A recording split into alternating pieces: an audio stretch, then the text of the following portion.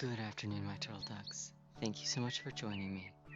Last time we talked a little bit about tidying our refrigerator, so let's look about moving around the rest of the home. I don't know about you, but I struggle with cleaning and decluttering. I find it extremely stressful and mentally taxing, but I have found some strategies I can use to help myself.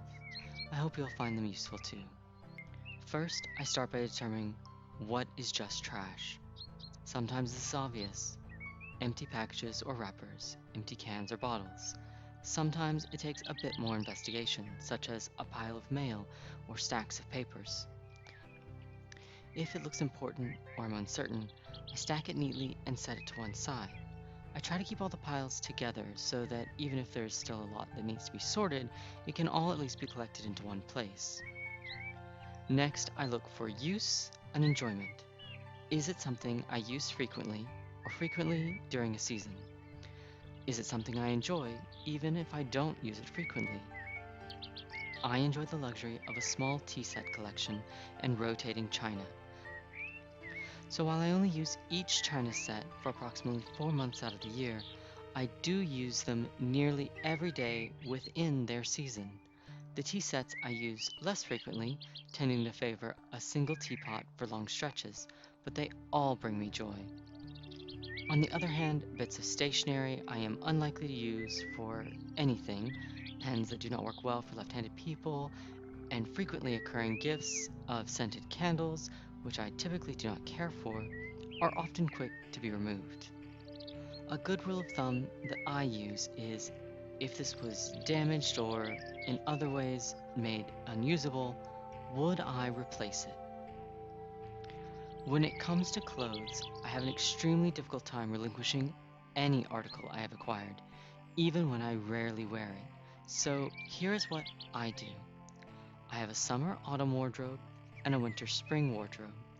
Throughout the biennial cycle, pieces that do not fit or are not a flattering fit get put in a specific spot in my closet.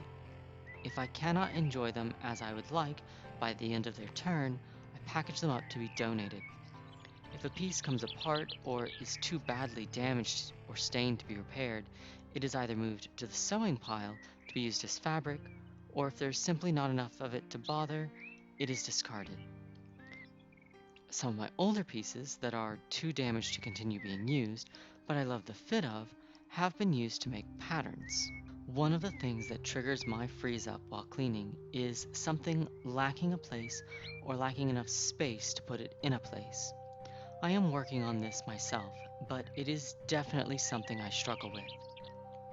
Books that do not fit on the bookshelves, food when there is not enough space in the pantry, crafting supplies with no real home. These cause anxiety spikes in me that make the task seem overwhelming, and the fixes are not always readily available. Bookshelves take time and money to install. Sometimes pantry space simply cannot be made, and the constant battle with creating and organizing space for crafting is something I think a lot of people have to contend with. Honestly, I don't have a perfect answer. I don't think one exists. Currently, if there is not enough space on a bookshelf, I try to stack the books neatly by size, either near the bookshelf or on a table that is near where the books might be used, such as textbooks being stacked near a computer. Pantry items sometimes must simply sit on the floor of the pantry until space is made on the shelves. And I find crafting supplies may be wrangled into clear boxes or totes and stacked in a corner in lieu of proper homes. You may find these strategies don't work for you, and that's fine. Though if you do have different strategies, I would love to hear from you in the comments. Maybe something you do will help someone else. That's it for today. I think I'm going to go and enjoy this cup of tea. Why don't you take a break as well? If you have any further questions, feel free to leave them below or send me a telegram. Thank you for joining me. Until next time, be kind, my turtle ducks, to others and to yourselves.